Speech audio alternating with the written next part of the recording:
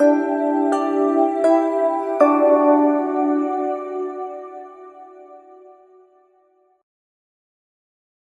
strapped on his sandals, packed his few bits and pieces into a sack, and crept down the stairs. Then he ran as fast as his feet would carry him, anywhere at all. He didn't care. He just wanted to get far, far away from Nineveh before it was destroyed.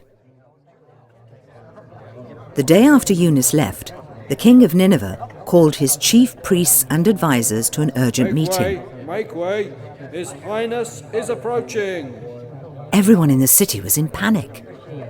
Dark clouds had gathered and blocked out the sun. By the middle of the afternoon, the sky was almost as black as darkest night. The temple of the sun god was full of frightened people praying to his statue.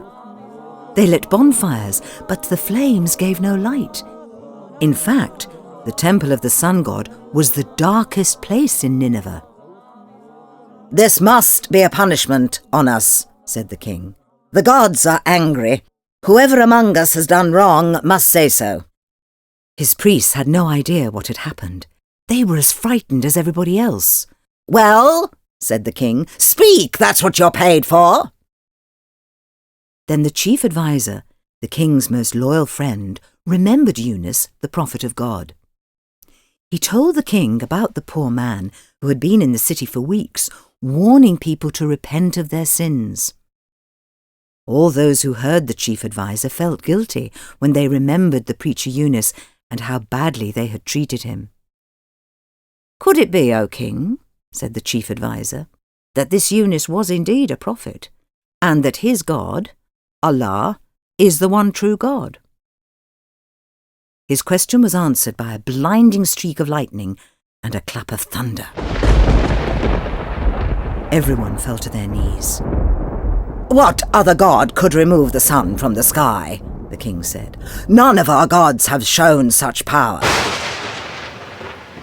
Another flash of lightning was followed by another. And another. And another. Thunder shook the tall towers of Nineveh from top to bottom. "We must do what Yunus told us," the king declared. "We must ask Allah to forgive us. Do it now, all of you. Pray for your lives. And guards, find Yunus, wherever he is." Everyone in the city of Nineveh, the rich and the poor, the old and the young, put on their simplest clothes and prayed to Allah. The king went out and stood on his high balcony in front of all his people. "If Allah forgives us and saves our city," he said, "we must promise to follow the message of his Prophet Yunus." But the sun stayed hidden. It stayed hidden for 3 long days. Then Allah, who is loving and kind, saw that the people of Nineveh were genuinely sorry for their mistakes, and he forgave them. On the 4th day the clouds disappeared and the sun came out. The Ninevites cried for joy and hugged each other. Every single one of them thanked Allah. But Yunus was nowhere to be found.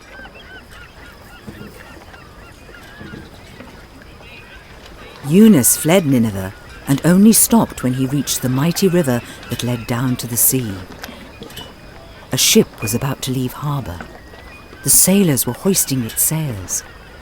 Yunus didn't care where the ship was going. His one thought was to get as far away from Nineveh as he could. "What can you pay me?" asked the captain of the ship.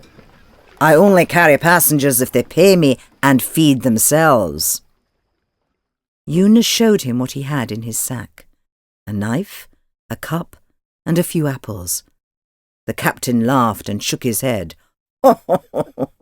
"Please," he said, "don't waste my time. For all I know, you might be a thief." Standing by the boat were some passengers from Nineveh who recognized Yunus. "He's no thief, he's a good man," they said. "He's a poor prophet who'll do us no harm. Let him come aboard. He can work, we'll feed him." It just so happened that on this journey the captain already had enough passengers and cargo to make a fat profit. An honest man who would work for nothing was therefore a bargain. With his thumbs, he tested the palms of Yunus's hands. They were nice and hard. "Fine," he said. "I'll take you on.